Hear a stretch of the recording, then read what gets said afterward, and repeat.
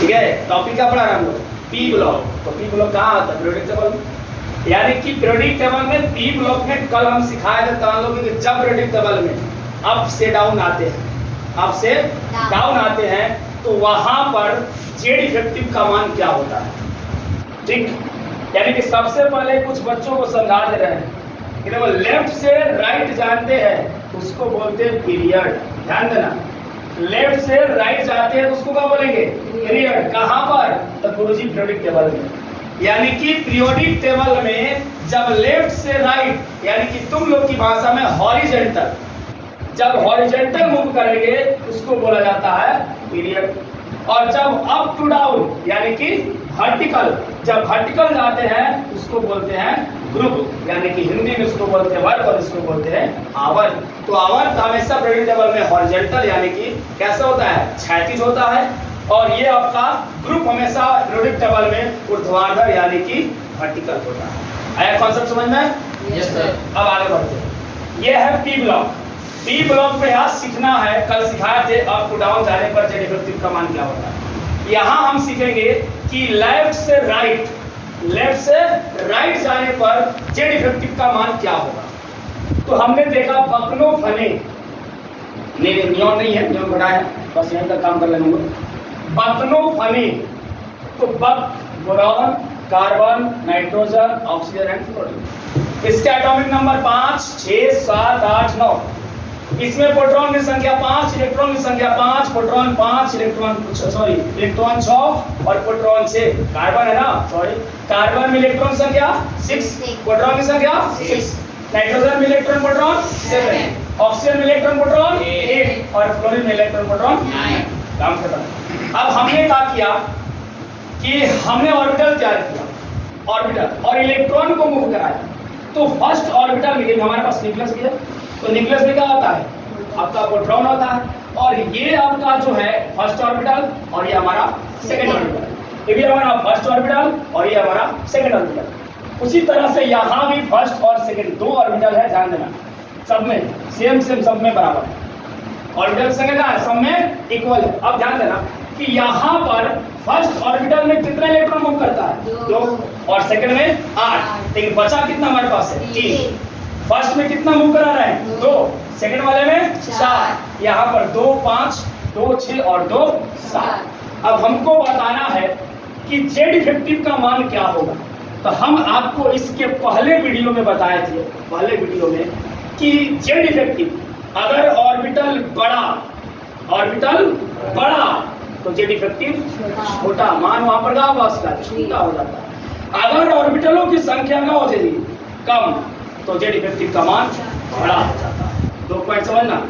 अगर ऑर्बिटलों की संख्या बड़ा तो जेड इफेक्टिव कम काम करता है, कम प्रभावशील होता है। अगर ऑर्बिटलों की संख्या छोटा होता है, कम होता है, तो जेड इफेक्टिव वहां पर ज्यादा प्रभावशील होता है। यहाँ समझ में आया?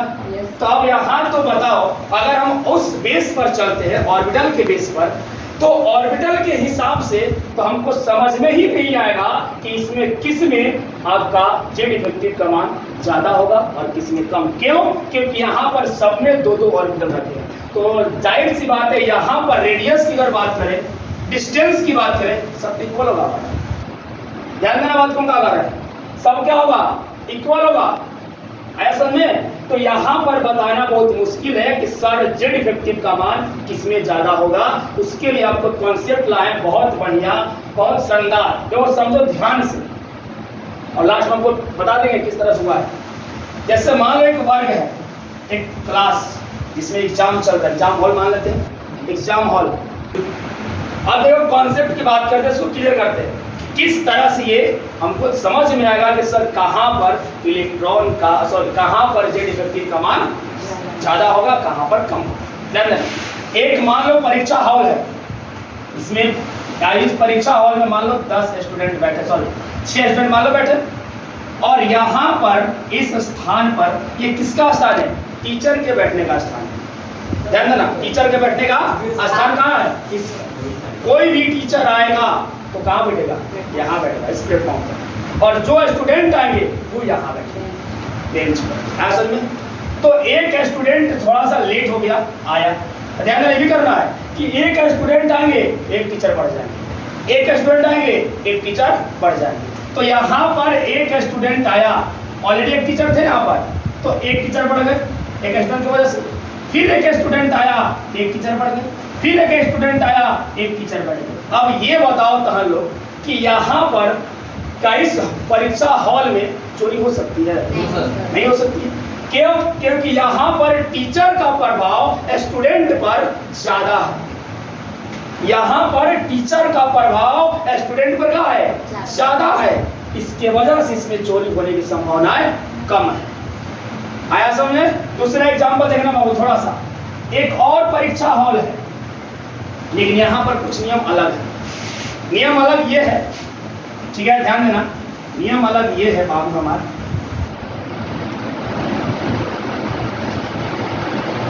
कि यहाँ भी वही रवैया है कि सर टीचर को बैठने का स्थान एक ही प्लेटफॉर्म, वो अनदर जगह पर नहीं बैठ सकता, एक ही जगह बैठ सकता है। यहाँ पर कुछ बच्चे बैठे हुए हैं, ध्यान देना, कुछ बच्चे बैठे हुए हैं। अब देखो यहाँ भी वही रूल है, एक आपका टीचर बैठा हुआ है, एक स्टूडेंट आएगा तो एक टीचर का होगा पढ़ेगा, एक स्टूडेंट आएगा तो एक टीचर पढ़ेगा। ध्यान देना शब्द को। तो अगर मान लो एक स्टूडेंट आया, ध्यान देना, एक स्टूडेंट आया, लेकिन इस परीक्षा हॉल में जगह न रहने की वजह से उस स्टूडेंट को अगले नेक्स्ट रूम में बैठाया गया, लेकिन टीचर कहाँ बैठेगा? इसी प्लेटफॉर्म में बैठेगा। ठीक, फिर एक स्टूडेंट आया, लेकिन फिर भी इसमें न होने के कारण फिर उसको कहा अगले रूम में बैठाया गया, क्योंकि वहां पर उसका सीट नंबर यहाँ था, अगला रूम में। फिर एक टीचर बन गया। तो अब यहाँ बताओ कि चोरी हो सकती है कि नहीं हो सकती है? हो सकती है सर, चोरी हो सकती है। क्यों? क्योंकि यहाँ पर टीचर का प्रभाव इन दोनों स्टूडेंटों पर कम काम करता है। इनके लिए नहीं, इन दोनों के लिए, इन दोनों के लिए काम का हो रहा है, प्रभाव कैसा है? कम है। तो यहाँ पर चोरी होने की संभावनाएं ज्यादा है। अब आइए अपने कॉन्सेप्ट पर चलते। तो बताओ यहाँ पर इलेक्ट्रॉन कब है? 5 को। इस प्रोटॉन का प्रभाव क्या होगा? ज्यादा होगा। इलेक्ट्रॉन कब हो गया? 6। तो इसके अपेक्षा यहाँ पर इसका प्रभाव क्या हो जाएगा? कम। फिर आगे बढ़ा, कब इलेक्ट्रॉन? 7। इस प्रोटॉन का प्रभाव जो होगा क्या होगा? कम हो जाएगा इन दोनों की अपेक्षा। तो ऐसे आगे आगे बढ़ता जाए तो फ्लोरीन पे क्या होगा? प्रोटॉन के जो प्रभाव होंगे वो सबसे कम होगा।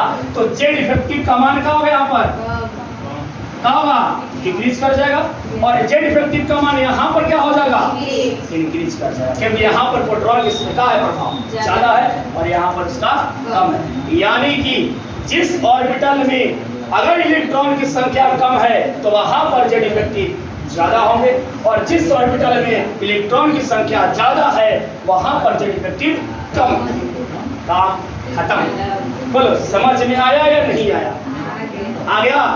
चलते हैं अगले पड़ाव पर। बोलिए। बोलो समझ में आया ना? Yes sir. बोलो जोर से।